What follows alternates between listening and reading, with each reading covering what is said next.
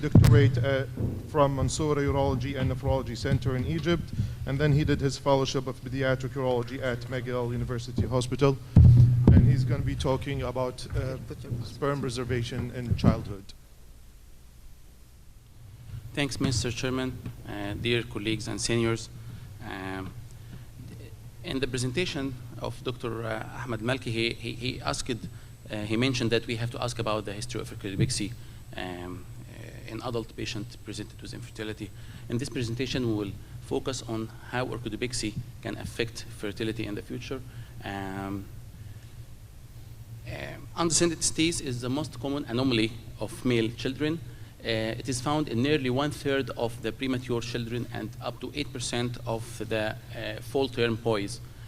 The incidence decreases with the progressive age between 3 and 12 months down to 1 to 2%. This is due to a temporary surge of gonadotropins and testosterone, which is called a mini puberty, which helps to further descent of the testicle.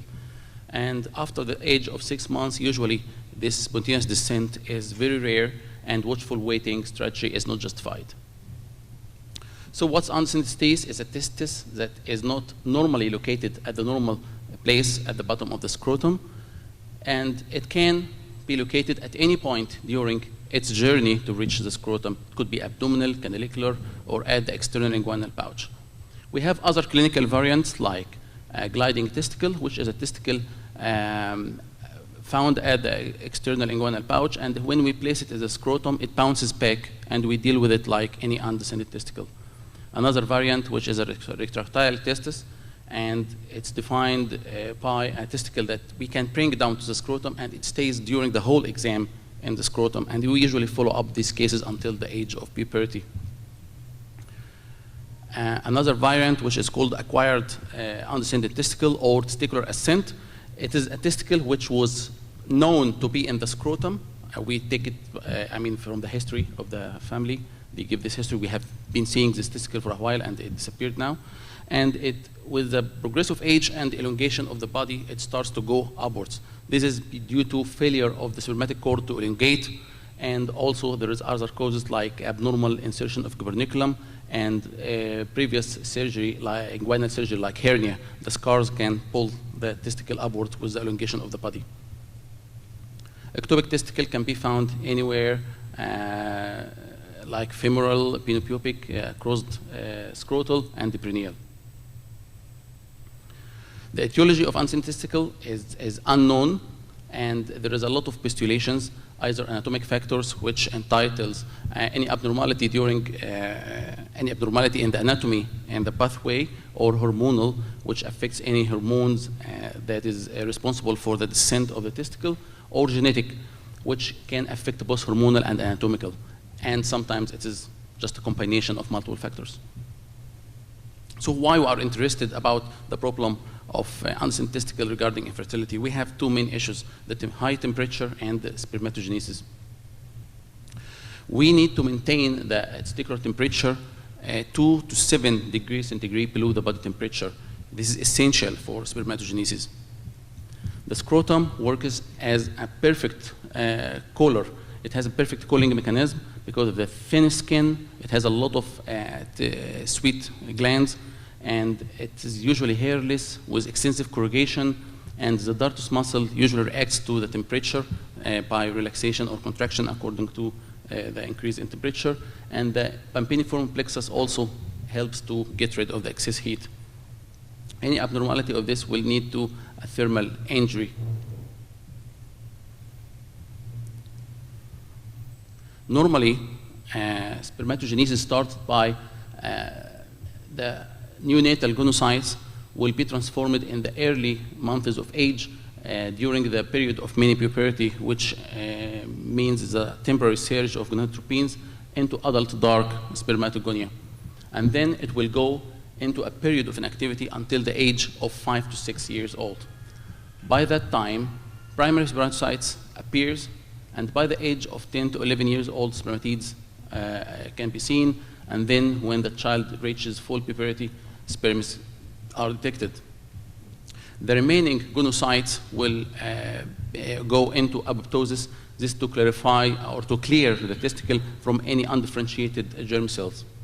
Any interruption of this process, either by the increased heat or maybe it's inherent in the testicle itself, will lead to decrease the pool of germ cells and decrease infertility in the future. Also, the accumulation of undifferentiated cells can lead to neoplastic changes at the time of puberty. This is why we are concerned about doing orchiopexy, to prevent this impairment of spermatogenesis and also to decrease the risk of neoplasia. The technique is simply, we have to mobilize the testicle and then place the testicle in a subdartus pouch. Mobilization, it depends on the location of the testicle. We usually dissect lateral to the spermatic vessels and medial to the vase, and keeping the peritoneum in between intact.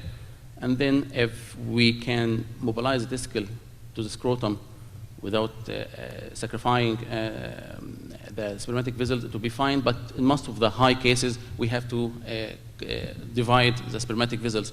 The most important here is to keep this triangle of peritoneum intact for the collaterals and not to dissect very close to the vase, because dissection very close to the vase, even if you didn't injure it, it can lead to functional obstruction. Also, we fix it by stitch. So there is a debate: we need stitches or we don't need stitches. Is it absorbable or not absorbable? All of these steps are, I mean, it can affect fertility in the future. It's debatable. Not only the time of surgery. So how we assess the fertility, or how fertility is assessed in patients with a history of orchiopexy at childhood? There are main four ways: either taking biopsy at time of orchiopexy, especially in centers where it is a protocol. There's a protocol to take biopsy for any child going for orchiopexy. Semen analysis later in life, measuring testicular volume, or paternity status, which is a proven fertility. We can call it baby in hand, which is the most important one.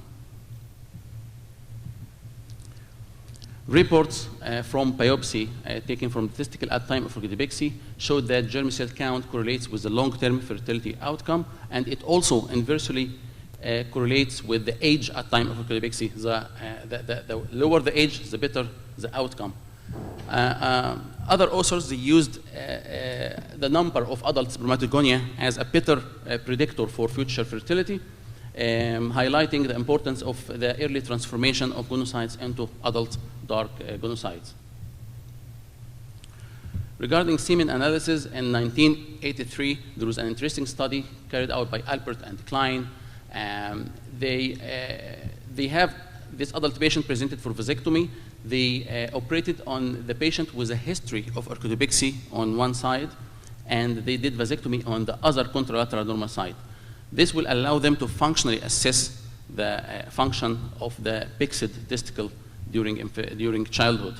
And they found that semen analysis, semen parameters are poor in this group of patients. But of course, semen analysis has a lot of limitation. We can do it only after puberty.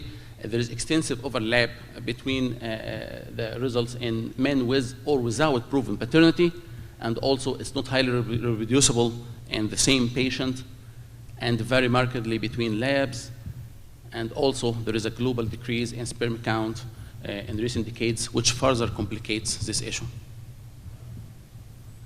Testicular volume was used based on the assumption that the increase of the size of testicle will lead to better fertility, because the bulk of the testicle is composed of seminiferous tubules. And also this was documented in many reports, which showed that the later the surgery, the smaller is the testicle. Other researchers this is from Taiwan, it's a very recent one. Also, they recommended to do orchiopexy before the age of 1 year, because this significantly improved the growth of the undescended testicle, and they used a new indicator called the growth percentage ratio. They divide the growth percentage of the undescended testicle by the growth percentage of the contralateral normal one. But also, testicular volume can't be a proxy for future fertility because hypertrophy of the normal descended testicle in unilateral cases can compensate for impaired fertility and the abnormal testicle. This is why some authors like Lee and his group, they found there is no relation between the testicular size and the future fertility if it is measured by actual paternity rates. This is why they prefer to use the paternity rates, and in a series of publications between 1996 and 2005, they found that the paternity status in patients with history of unilateral orchiopexy is nearly 90%, which is not significantly different from the normal population, but it decreases markedly if they have a history of bilateral orchiopexy. Again, we have to be very, very cautious with the data of paternity status because it depends on the interest of the couple to have children. Also, in the United States, a paternity test in general population showed that 15 to 30% of the name of them, the name of the father documented in the birth certificate is not actually the genetic father. So we have to be very cautious with this data as well from the Western countries. The timing for orchiopexy have been decreasing all over the last 60 years. In 1950s, it was from 10 to 15 years old. And then it declines to 5 to 6 years in the 70s, and then in the 80s to 2 years old. And currently, we do orchiopexy between 6 months and 18 months of age.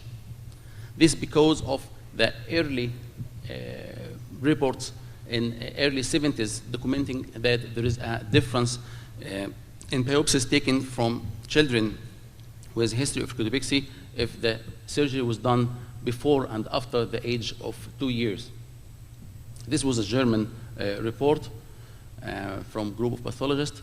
And then in the mid-70s, they confirmed the same data, and they showed that, other authors showed that performing orchiopexy before the age of 2 years improves fertility. In the 80s, Schindler and his group reports that orchiopexy after the age of 3 years, it doesn't change the already present pathological changes in the testicle. In the 70s, they said also that it was also reported that there is no difference in timing of surgery after the age, regarding fertility after the age of 2 years. So if you do surgery after the age of 2 years, there's no difference in fertility. The cut value here is 2 years old. Another report also, they found that biopsies taken from testicle after the age of 1 year, it showed a lower overall number of adult spermatogonia. Also, this highlights the importance of this early transformation during the mini-puberty. Another studies showed also the lower the age of surgery, the more spermatogonia and the lower tubular atrophy in the specimen. It's a lot of publications. This retrospective one from Lawrence Paskin group in 2009, they found that also the age at time of orchiopexy is associated with germ cells and Leydig cell depletion. And with the delay, every month of delay, it carries more risk for more damage. And it's worse in non-palpable disease. The only randomized clinical trial was carried out in 2012, and they divided the children into 2 groups, one to operate, a group to be operated upon at the age of 9 months, and the others at the age of 3 years old, and they found significant increase in the testicular volume for the early group age. So although all these reports document the decreased risk for infertility in early orchiopexy, must use the histopathological finding found in the biopsy taken at time of orchiopexy, and also the measurement of the volume of the testicle over time, but must fail to correlate their results to the actual paternity rates, especially in unilateral cases. And the undescended testicle may be inherently abnormal at baseline, and all what we are doing is just to prevent further damage. And all of the studies are plagued with bias because of the long period between the surgery and the adulthood, and the close follow-up is very difficult in these cases, and also there is a bias of inclusion of the cases, a recall bias, and also the lack of operative details. But we agreed on a few things. First of all, spontaneous descent after the age of 6 months is very rare, so this is our lower limit for surgery. Also, we found, it is documented that there is a favorable pathological finding if the children were operated before the age of 2 years. So this is our upper limit. And also, there is a need to balance between anesthesia risk and the time to operate on the testicle to preserve its function. So we have a window between the age of 6 months old and 2 years old. And this was translated into the most recent guidelines, the AOA guidelines. They recommended doing orchiopexy after the age of 6 months within 1 year, if it is descend by the age of 6 months. The European Association of Urology, they recommended to conclude the orchiopexy by the age of 12 or 18 months at the latest. The Nordic consensus, they are more conservative and they preferred to do the surgery between the age of 6 months and 12 months, but it should be done at centers where pediatric urologist or pediatric surgeon and an anesthesia team who are familiar of giving anesthesia to children are available. Thank you.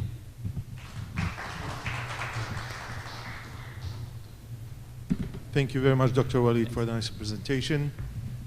We'll